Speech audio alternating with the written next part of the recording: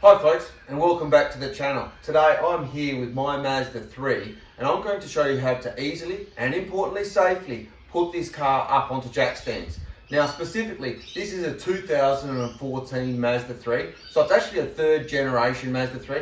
However, this procedure pretty much applies to all Mazda 3s manufactured forever. But what I will do is I'll throw up a couple of pictures from the OEM specification of the subtle differences in the jacking points as we go through the video. But anyway, let's get into it. So to do this job, we've got my low profile car ramps, which I made out of old pallet wood. I'll chuck a link in the video so you can see how I made these. They're probably not necessary, but I just find it's just a little bit easier just to drive the car up onto these low profile ramps so that you can easily get the jack under that front jack mounting point. Then we've got our wheel chocks, just for safety. We've got our 4 heavy duty jack stands and my low profile 3-ton jack. That is a bit of overkill, but I just love this jack. So the first thing that we want to do is to drive the car up onto our low profile car ramps. As I said, this probably isn't necessary, but it just gives us that little bit extra room so that we can find that front jacking point. So with the car up on the ramps, we want to make sure it's in gear. This one is a manual, so put it in first gear, or if it's an automatic, put it in park. And then we want to firmly put the handbrake on. Next, we put our wheel chocks either side of one of the rear wheels. So to jack the front of the car up, we're going to use our trolley jack. I didn't mention it before, but I've got this rubber protector here on the trolley jack, really useful. And we're going to jack the front of the car from the front cross member. Now this is the subtle difference I talked about earlier. This is Gen 3, earlier than the Gen 3, so that's like 2013 and before. They actually have an X on the cross member, whereas the Gen 3 doesn't have an X on the cross member. I'll chuck a couple of pictures up which actually show you the differences. We'll pop under the car and show you the front cross member on this vehicle. So you can see right back here, folks, this is the cross member which gives it all the support. You see on the Gen 3 we've got these holes in the middle of that cross member. That's where we're going to pop the jack for this model, right under here. It's nice and strong and we can lift up the front of the car from there. As I said, the earlier pre-Gen 3 has an X clearly marked, which you then use as the point for the jack mount.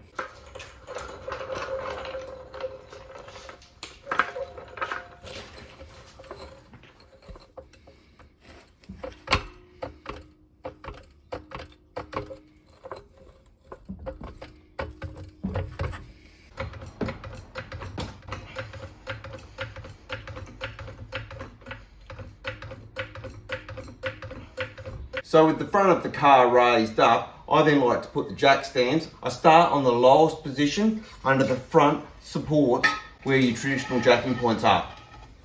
And you can clearly see, because of these 2 bubbles in the pinch seam along there, this is where the traditional jack goes. So we just cup our jack stand, so that's going to nicely lower into that inner groove there. And then we put another jack stand on the other front side in exactly the same fashion. So with those front jack stands in position, we simply lower the front of the car onto the jack stands.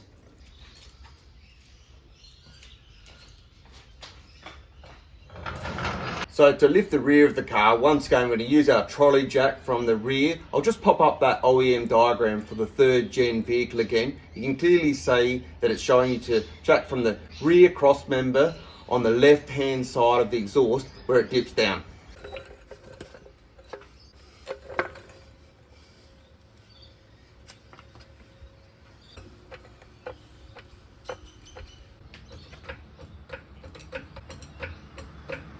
And then we slide our rear jack stands to the traditional jacking points at the rear of the vehicle. And as per the front, we've located the jack stand just between those 2 dimples, which indicate the traditional jack point on that seam there. And we do exactly the same for the other side. Then we slowly lower the rear of the car onto the rear jack stands.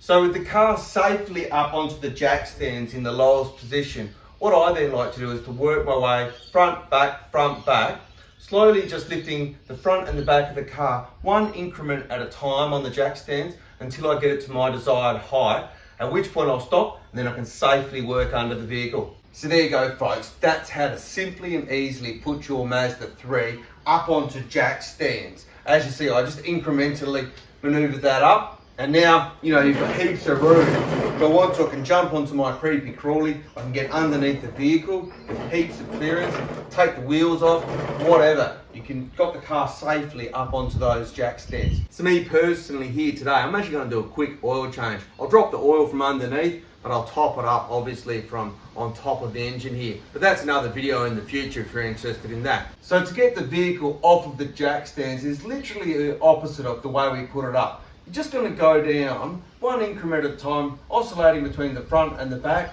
until you get the vehicle all the way down, remove the jack stands, and you're good to go. So if you have liked this video, do drop us a like, folks, it's truly appreciated. Put a comment below, we love reading through all those comments. And if you're interested in any other DIY content around the home, learning about maintaining and servicing your Mazda 3, or in fact other vehicles on the channel, we've got the Mercedes, the Audi, the early Ford Falcon, then do subscribe to the channel. But until next one, have a good evening.